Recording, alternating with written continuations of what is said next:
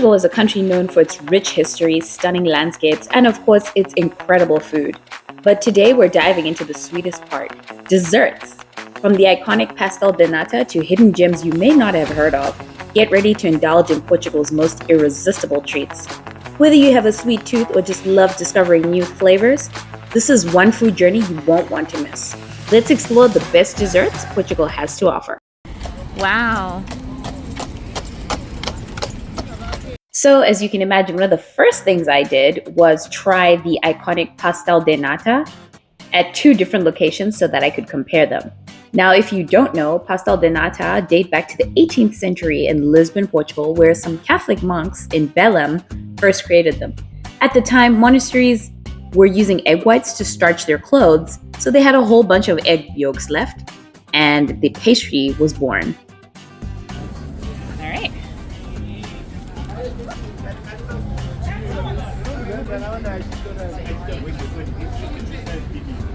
This is like one of their, the cornerstones of the dessert scene here, and it's basically like a custardy egg tart, and then it's like sitting inside like a puff pastry cup. I'm not sure how long they bake it for, but it was recommended to me that I try it while it's still warm, so I'm gonna do that. And so we're actually gonna check out two locations. This is the first one, Mantegaria. And I think they're a little bit less popular than their neighbor, which is on Belém Street, but apparently they're better. So I'm gonna try this one, and then I'm gonna go over next door to try that one. And I dusted it with a little bit of cinnamon powder, but you can also put like icing sugar as well. It's really rich, but not too sweet. And the pastry isn't overbearing. And you can see there, look at that. So tasty!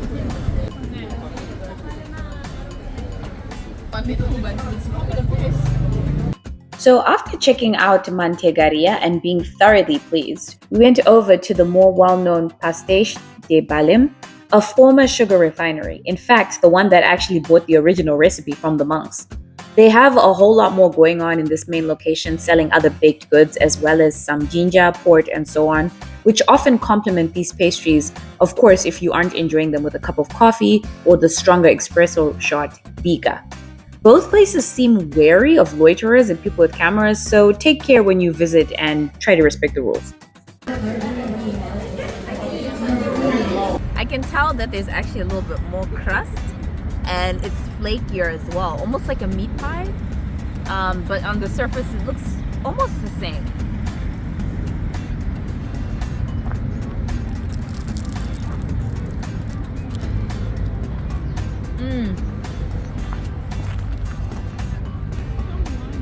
A lot flakier and chewier than the other one, and then the filling I would say is slightly sweeter.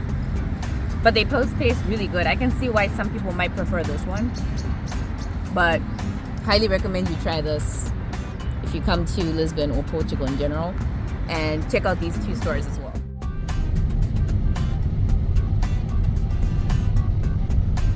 Next up on this journey is Sesimbra, Portugal, a place known for its stunning coastline, rich seafood culture, and of course, incredible wines. But I'm diving into something even sweeter, a dessert gem that took me by surprise. Ever heard of Pão de Ló, a warm, molten Portuguese sponge cake? I hadn't, until I ordered a dessert platter at this popular restaurant facing the sea.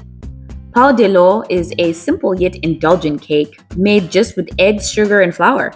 But don't let the ingredients fool you. The taste is amazing, as is the experience of eating it. It's warm, airy, perfectly sweet, and just melts in your mouth because of the center. Think of it as a crust between a souffle and sponge cake. Not to mention that this particular cake was accompanied by a pear soaked in Moscatel de Setúbal, a must-try fortified wine from the region with notes of honey, caramel, and citrus, as well as some caramel ice cream. Honestly, it was one of the best desserts I've ever had. So be on the lookout next time. Belém Tower, Geronimo's Monastery, the Monument of Discoveries. All of these monuments will likely be or have been part of your itinerary when visiting Portugal and spending time in the capital, Lisbon. While you're out and about, you may notice a red and brown truck or stall operated by Mariquinas Ginja, serving a red liqueur if you get closer. Ginja is Portugal's beloved cherry liqueur. It's just as popular as Pastel de Nata, and as I mentioned earlier, often served as a complement to the pastry. So we're about to take a shot of Ginja, which is basically like a cherry liqueur, and they pour it in a, I guess like a chocolate cup. It's like really popular in Portugal, and yeah, I'll let you know how it tastes. As you can see, I classified it as a dessert because it can be served in a chocolate shot glass, part of the appeal, and chocolate pairs well with cherry.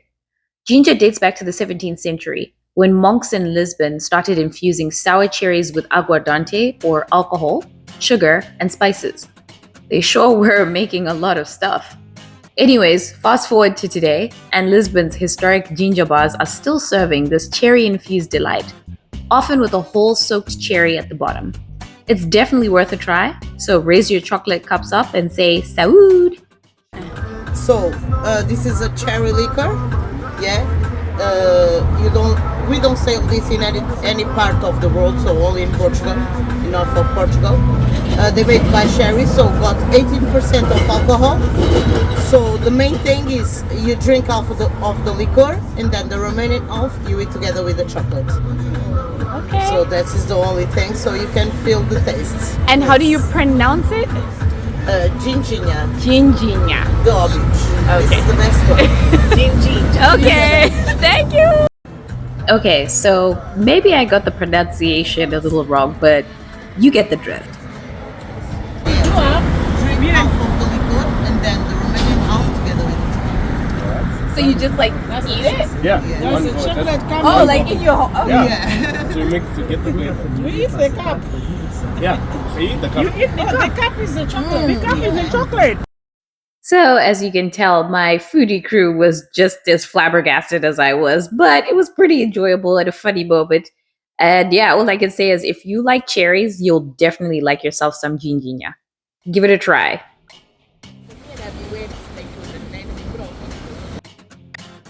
Cross over to the upscale coastal town of Cascais, 30 minutes outside of Lisbon, where during the holiday season, you'll find a number of holiday markets, almost all of which have things like hot wine, but also faturas and churros. Now let's talk about Portuguese sweet street food. Faturas and churros, at a first glance, might seem the same, but there are some key differences. Faturas are thicker, softer, and fluffier than churros. The dough is also denser and richer, with a slightly chewy inside. They're also fried in longer sections and usually cut into pieces before serving. Traditionally, people serve them in cinnamon sugar, but you can also just eat them as they are. On the other hand, churros have a thinner, crispier, and rigid outside, thanks to being piped through a star-shaped nozzle. I've always associated them with Spain and Latin America, but Portuguese churros are a thing, usually filled with chocolate, caramel, and custard, to name a few fillings.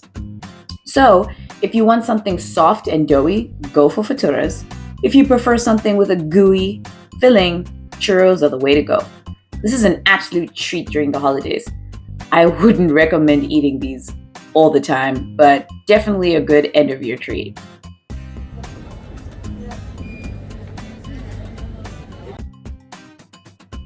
Still in Cascais here, we stopped by a local restaurant downtown called Flamingo to try their piri piri chicken, which was glorious, by the way, so much that I made my own version. But that night we made another discovery, a dessert where one of the main ingredients is Mari biscuits. I think back to when I was a kid. That was a quintessential tea time biscuit, so all my nostalgia alarm bells were ringing. We ordered the no-bake classic Mari biscuit cake, or bolo de bolacha.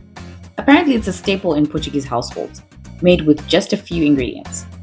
You layer Mari biscuits with a buttery coffee cream to set, creating a melt-in-your-mouth dessert. This makes the cake soft, rich, and packed with coffee flavor, but not in an overbearing way. It leans more into a custardy sweetness thanks to the biscuits. Very different from something like tiramisu in my opinion. There are other variations that add condensed milk, cocoa powder, or even a splash of liquor for an extra kick. Next time, I'll be sure to ask them to consider sharing their secret. It was so good.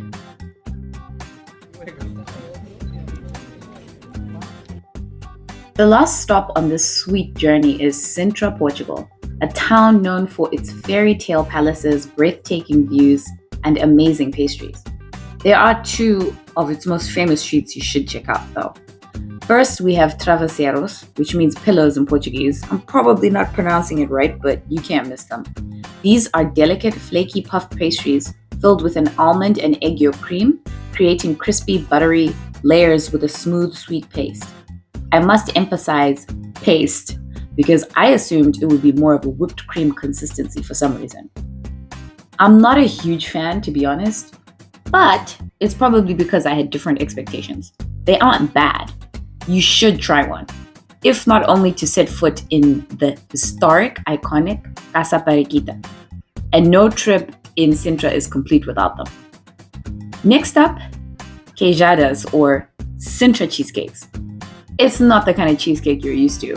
They're small, rustic pastries that date back centuries and made with a simple mix of fresh cheese, eggs, sugar, flour, and cinnamon.